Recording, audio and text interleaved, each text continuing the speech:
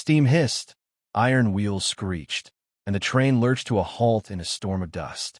Clara Whitlock gripped her carpet bag tighter, heart thumping as the doors clanged open. The sun poured in like fire, glaring against the glass. Passengers hurried past her, boots clattering on metal steps, their voices muffled in the thick desert heat. She stepped down, shoes sinking into gravel, and lifted her hand to shade her eyes. The platform stretched bare, its boards warped, its paint long peeled by sun. Above the depot door, the name stenciled in black letters was crooked, wrong, a name she had never read in his letters. Clara blinked, her pulse quickening. The depot seemed too small, too quiet. The town beyond it sagged against the horizon, one main street dragging into dust. Her fingers tightened around the envelope in her hand, the ink smudged from days of travel. This isn't it. The whistle shrieked. Behind her, the train's engine coughed, wheels clanked, and the car door slammed shut. Clara turned, reaching instinctively, but the train had already begun to roll. Its steel groaned, pistons heaved, and in moments it was gone, dragging its plume of smoke into the endless sky. She stood alone in the silence it left behind. A dry wind whipped grit against her cheeks. Her throat burned. She looked down the dirt road. No movement but the swinging sign of a shuttered saloon. One wagon lay broken, a wheel sunk in sand. Not a soul stirred. Something tugged at her dress. She gasped, clutching her skirts, and looked down. A child stood there, a girl no older than 6, her face smudged with dust, her feet bare and cracked from the earth. Wide eyes, bright and fierce despite the grime, stared up at her. "Daddy needs you." The words were thin, rasped, and desperate. The girl's small fingers clung to the fabric of Clara's traveling dress with surprising strength. Clara swallowed hard, voice catching. "Child, you've mistaken me." The girl only shook her head, her hair falling in tangled strands. "He's hurt. Bad." Clara looked around the deserted station, heat wavering off the tracks. There was no one else. No station master, no townsfolk, nothing but her and this girl in the blinding sun. The child tugged again. "Please." Clara's bag felt suddenly heavy in her hand. Her heart pounded against her ribs. Dust swirled around them, the silence stretching deep. She hesitated, one foot rooted on the warped platform, the other aching to follow. The girl's eyes searched hers with a pleading that hollowed Clara's chest. And so, against all reason, Clara let herself be pulled from the station steps, the letter still clenched in her fist. Down the dirt road they went, one small hand gripping her skirt, one bewildered woman following into the waiting emptiness. The girl's hand was small but unyielding, pulling Clara down the rutted road. Heat shimmered off the dirt, swallowing the horizon, the air so dry it scraped her lungs with every breath. Ahead, the town slouched in silence, its windows dark, its signs hanging by rusted nails. The saloon's doors flapped idly in the wind, creaking like broken shutters. A stray dog skulked from one shadow to the next, ribs sharp against its hide. No laughter spilled from the barroom, no voices from the mercantile. The whole place felt hollowed out, like a shell waiting to crumble. "Where is everyone?" Clara whispered, her voice carried off by the hot breeze. The girl glanced up, lips pressed tight, and kept walking. They passed a well in the center of town, rope frayed, bucket overturned in the dust. A shutter banged against its frame. Somewhere distant, a crow called, then the silence fell heavier still. Clara felt each step like a trespass. At the far edge of the street stood a leaning ranch house, its paint worn thin, its windows patched with rags. The girl stopped there, her grip firm as ever. "Inside," she said. Clara hesitated at the threshold. The door sagged when she pushed it, hinges groaning low. The room smelled of iron and sweat, shadows clinging to every corner. A man lay on a rough-hewn bed, his skin pale beneath the grime, shirt darkened by blood that had long since dried. His eyes opened at the sound, gray, weary, but sharp still. They fixed on Clara with a wary recognition, though she was certain they had never met. "You came," he rasped, voice no stronger than sand sliding over stone. Clara's breath caught.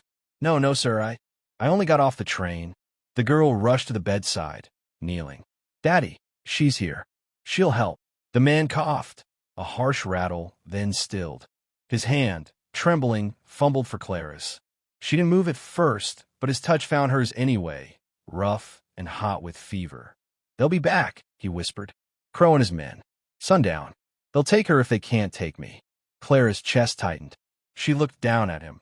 The hollow cheeks, the sheen of sweat, the bullet wound poorly bandaged, angry red at the edges. He was dying slowly, and he knew it.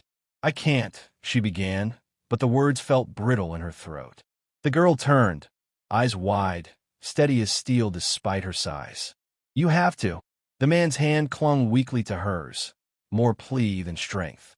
Clara stood there caught between the weight of their gaze and the silence pressing in from outside, the air heavy with something she could not yet name. The wind rattled the thin walls. Far out on the horizon, a faint echo of hooves stirred the dust. Blood slicked her fingers as the needle bit through torn flesh. Clara's hand did not shake. By lamplight she worked, thread pulling skin together with practiced steadiness, though sweat trickled down her brow and the smell of iron hung thick. Jonas Hale gritted his teeth, but made no sound, eyes locked on the ceiling beams as if bracing against ghosts. The girl sat nearby, clutching a rag, watching Clara's every move. You know what you're doing, she whispered. Clara tied the stitch tight, cut the thread clean. I've done this before. The man's voice rasped low. Not the work of a bride. She didn't answer at once, only pressed the bandage firm and wiped her hands on the bloody cloth.